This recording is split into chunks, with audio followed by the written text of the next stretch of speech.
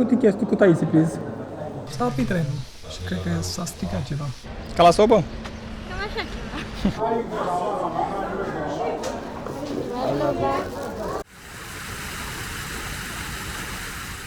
Salutare!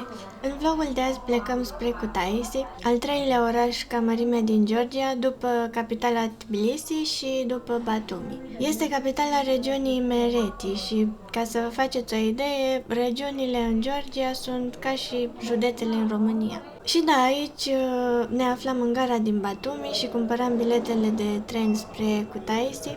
Cam așa. Toate chestii cu Taisi, please. Kutaisi? Tu.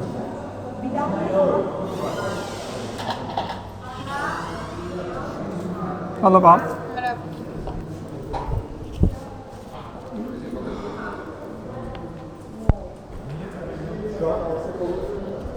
Dacă ați văzut vlogul în care am mers la plaja magnetică din Urechi, ați văzut și acel tren sovietic cu care am mers. Cu același tren mergem și astăzi, tren care nu era așa de rău precum părea la exterior.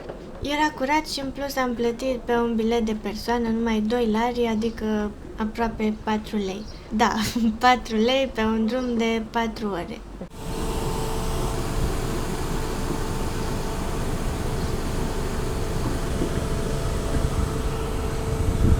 Dai o mână.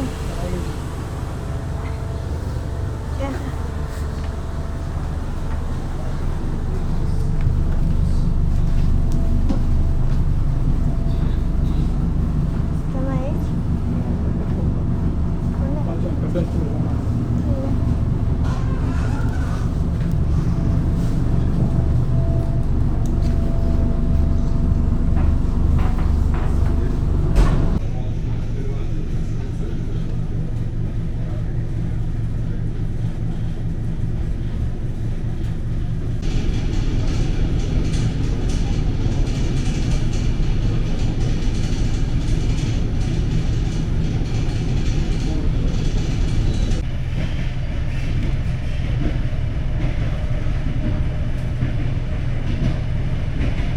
Am mers mai lent, dar nici foarte lent și oricum atunci când călătorești pe termen lung și nu ești în vacanță, parcă ai mai mult timp.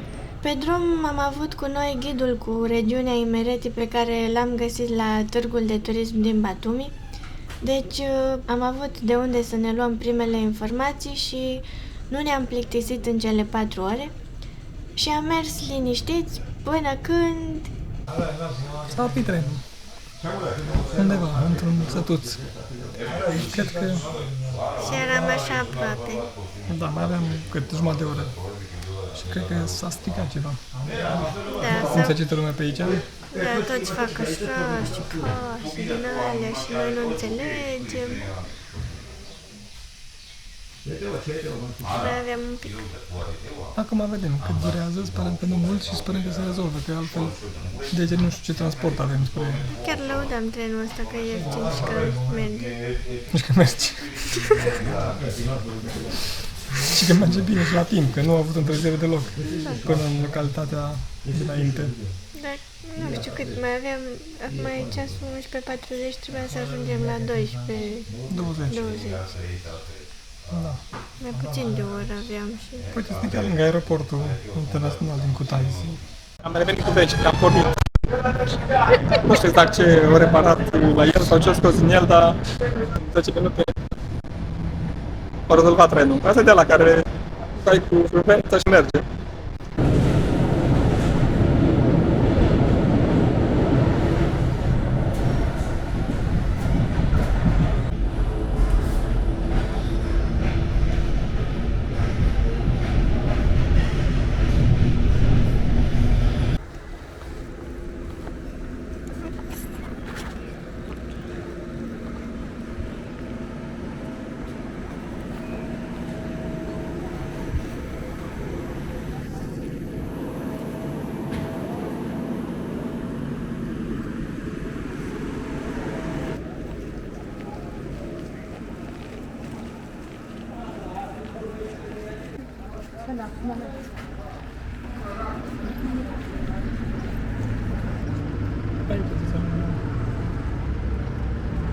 Și acum suntem... Aici. Mai jos un pic. M-am uitat aici. Am ajuns la cazare. Am ajuns, n-am întârziat foarte mult și suntem la cazare deja. Am luat cazare prin Airbnb la o casă. E exact lângă un hotel. Aici avem bucătărie.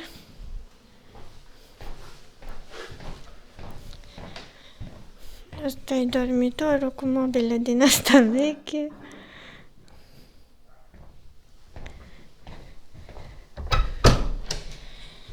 Și aici e baia. Dar pare curat tot, deci... Ce dulapuri din astea n-am mai văzut de nu știu când. E casă din aia veche, care ferestre înalte. Și nenea are stupi afară. Cât plătim aici? Cam 2 lei pe noapte. Și am rezervat pentru 2 săptămâni și vedem Da. dacă mai prelungim sau... Sau dacă mergem tot în Cutaise în altă parte, Da. vedem ce mai găsim. Ca asta să vedem cum e orașul, ce variante avem pe aici. E foarte cald acum, deja... Păi, zilele astea sunt totul mai cald și atunci... Da, singurul minus aici e că nu avem plase în țari. După ce ne-am instalat, am ieșit să luăm contact cu orașul și să ne facem cumpărături. Zona în care ne-am cazat era o zonă cu case, foarte aproape de centrul orașului, așa că am luat-o la pas.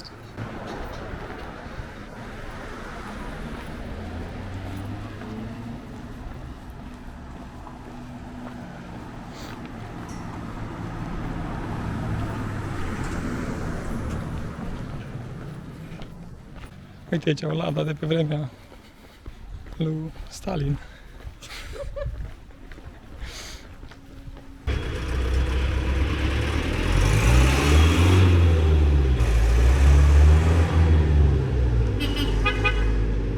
Uite, vreau să merg și eu.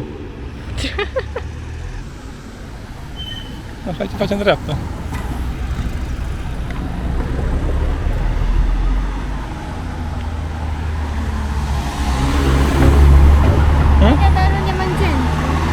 Da, da, păi e aproape de noi.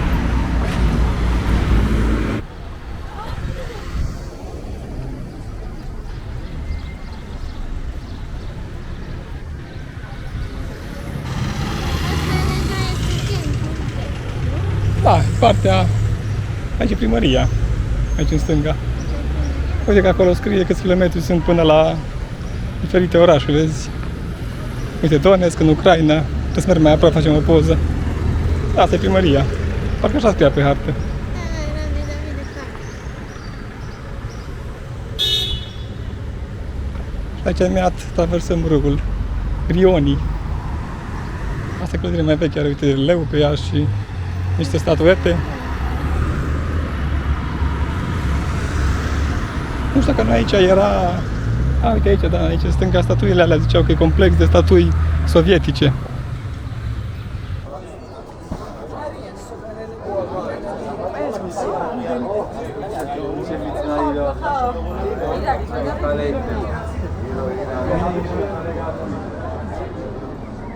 La prima vedere, Kutaisi arăta ca un oraș în Georgia, într-o țară fostă comunistă, un oraș cu arhitectură sovietică, dar destul de cochet pentru un astfel de oraș și foarte verde.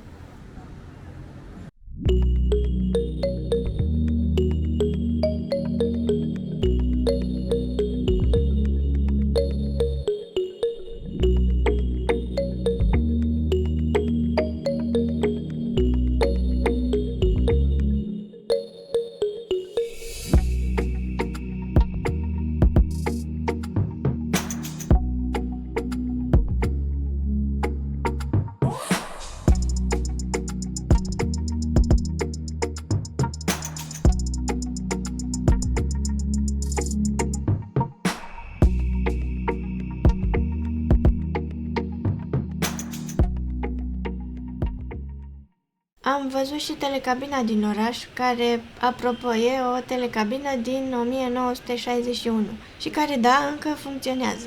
Tramvai. E aia veche de demult și o Da, da. recondiționat-o. Nu a recondiționat-o, păstrat-o. În alte orașe le-au renovat, le-au făcut din la moderne, ca un fel de telegondole.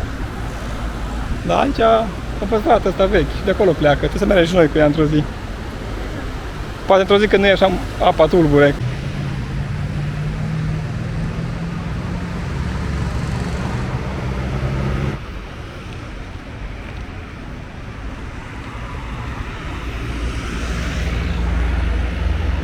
În centrul orașului există și un centru de informare turistică bine pus la punct, de unde ne-am luat harta orașului și unde am mai aflat câteva informații. For the buses we can use the card Yes. or you can pay in the bus. In the minibus, you can pay to the driver, but bus need this card, bus card. Bus to Ghelati Monastery. As for minibus to Galati, it leaves from the city center behind Drama Theatre. From this place, you catch Galati 5 times a day. The time is written there: 7:30, 11, 2, 4, and 6. Okay. Number 33 or So, not number, Galati is written in Georgian and it has a sign of a church or a cross. okay. Because I read something on internet that it's number 33 that goes to Number 30 goes to Tsaltu. Taltub. Okay. Also from here or It goes from there. another bus station. Okay. Every 15 minutes to Tsaltuba, then from Tsaltuba to the cave Prometheus, 42. Number 42. Yes. Okay. You're from Romania. Romania? Mhm. Yes. Can I take also this? Thank you. Am găsit cu Svanetti. Thank you very much. You're welcome. Thank you. Good day. Thank you. Bye. Goodbye. Am ieșit de la centru info. Poate o să ziceți că suntem niște înapoiați, că nu am mai auzit de Google Maps și de aplicații, de travel și așa mai departe, dar avem și Maps.me. Doar că mă tot enervează să scot telefonul la fiecare intersecție și să dau zoom in, zoom out și mi se pare mult mai simplu cu harta în mână. Poți să îți marchezi ce vrei să vezi, ruta, nu știu. Tot timpul prefer așa. Dacă rămâi fără baterie, ai hartă Da. și suntem geografi până la urmă, nu renunțăm la harta de hârtie. Și e ca și în Batumi, au hărți cu orice. Am găsit aici hartă și cu vaneti, cu trasee din astea de trekking pe acolo prin munți. Deci suntem dotați acum. Da, avem harta cu Taisiului. Da. Și a regiunii mereu. Și acum am încercat că de asta am fost la Centru Info, să vedem exact de microbuze, autobuze, doar că transportul aici e un pic mai complicat decât în Turcia, pentru că nu au foarte multe puncte de unde pleacă. Au un fel de autogară, dar în altă parte a orașului, au 2-3 stații pentru minibusuri, dar Și aiurea că scrie pe microbuz plăcuță cu unde merge, dar scrie doar cu caracterele lor și nu înțelegem nimic, îmi vine să învăț alfabetul. e motiv destul de bun. Da, și fost stare acolo la Centru Info, am găsit o cărticică cu biblioteca din Galați, cu Da, era acolo. planul sau ceva bibliotecii din Galați pentru 2015.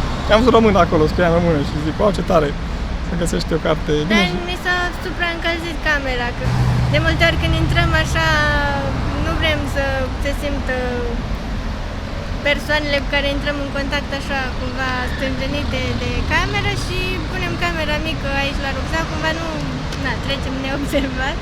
da, omul e mai natural în fața, adică Da. nu se comportă altfel. Și s-a supraîncălzit și s-a oprit exact înainte să vă arătăm cartea cu Galațiu. Mamă, ce mașină! Ai, ai, ai. Dacă s-a văzut ceva, da? Sunt multe de astea de pe vremea asta. Da, aici sunt grămadă de mașini de epocă. Sperăm că se aude ceva, că suntem în mijlocul orașului și traficul e ca în Georgia, cu motoare turate și motoare vechi și... Dar mie îmi place că e multă verdeață, chiar fain. Da, orașul arată așa bine în partea lui centrală, chiar arată drăguț și destul de bine întreținut, având în vedere că a fost o țară a URSS-ului și că cu Taisi a fost capitală. înainte. la capitală și după mutatul la Tbilisi. O să urmeze un alt vlog în care o să vă arătăm așa atracțiile turistice din oraș. Da, aici astăzi doar ne luăm niște puncte de reper, ne așa facem, mergem la centru info, dacă este centru info în orașul respectiv. Da. Ne găsim niște puncte de reper cu magazine, cu locuri unde putem mânca, cu autobuze, trenuri dacă sunt și unde sunt și după aceea să ne putem organiza timpul eficient, să nu... Da, aici e un pic mai complicat ca în Turcia, cum ziceam, pentru că acolo imediat găsea autogara și știe exact de acolo pleacă toate autobuzele, toate microbuzele. Da, era una singură și acolo găseai tot. O să ne surcăm, că nici în România cu transportul în comun nu stăm foarte bine. Și acolo la noi trebuie să ne întrebăm și deci avem antrenament. Doar că ne-am obișnuit în Turcia, unde Era foarte simplu, da. Da, super simplu să ajungi de o parte în alta. Bine, păi să mergem, să vedem partea cu parcul și Hai. ce mai pe acolo prin centru și după aceea ne stabilim ce facem zilele viitoare.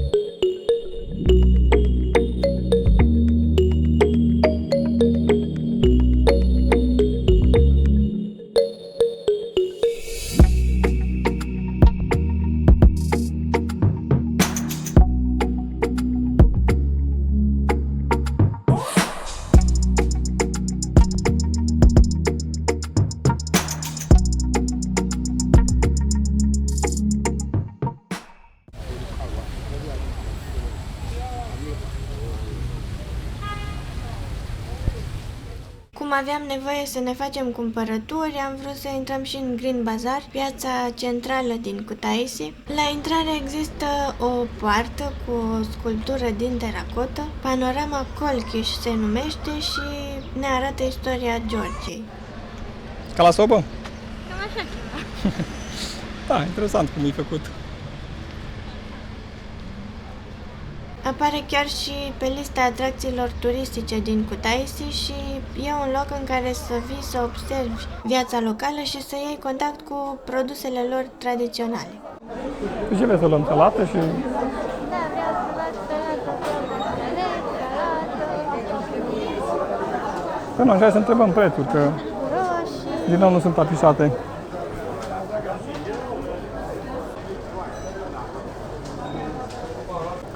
Mare piața, vine să crezi că ești unde a fost Asia Express. Da, iar am avut probă aici. Uite ce second. Un fel de Flavia în Timișoara.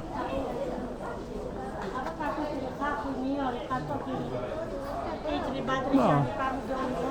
Opa.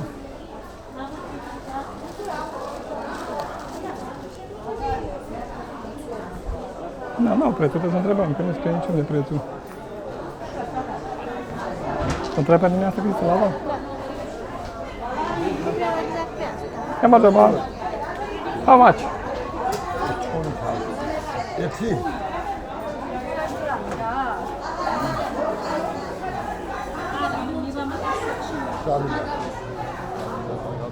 Oh, okay. Oleandro y edamame.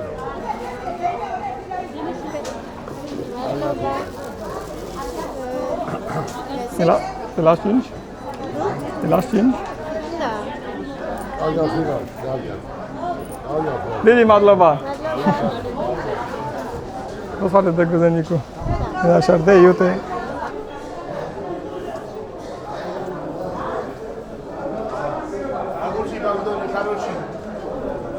German.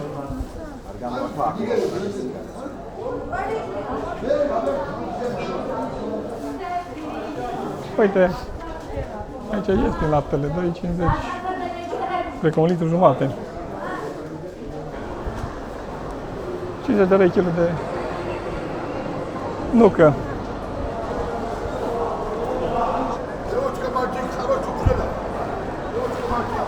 Madlova. Astăzi nu ne trebuie ciurcela.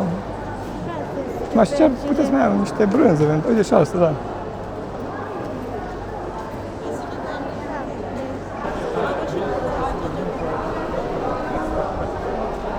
Aia toată tarava e cu murături. Care? Aia de acolo. Ah, da, da.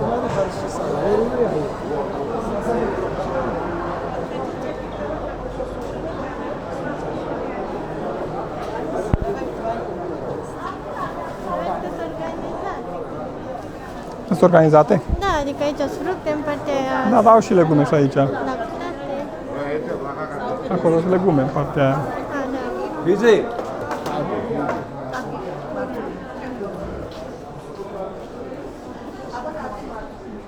După ce ne-am cumpărat ce aveam nevoie din piață, ne-am oprit în drum spre cazare la un chioșc cu pâine tradițională georgiană. Se numește Puri și este coaptă într-un cuptor de lut, circular și adânc, lipită de pereții acestuia, a 6 coace. Au cuptor din ăla, care se express. Da, cuptor de la unde pui pâinea pe... Se aruncă așa, da. Da. Vreți iau două? Una, cum e bine. Da.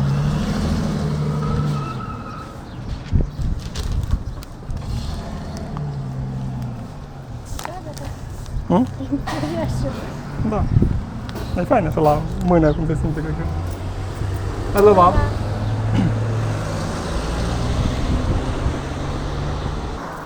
Au așa un fel de tăviță de aia de lemn și o pun alături pe ea și o lipesc așa de perete. Da, Peretele cuptorului. e un cuptor așa care e îngust la cap, la vârf, cum ar veni, la... E ca o oală uriașă. Da, la invers. Da, e. Asta e complicat aici, că au foarte mulți mărunți, adică ei n-au decât monede de 1 lari, 2 lari. Și când îți dă rest, mai care un kil după tine. Deci un lari e cam 1,80 lei, nu? Așa era, da, când am venit acum, pe acolo până. Da, deci am dat pe pâinea asta cam 2 lei. E ieftină.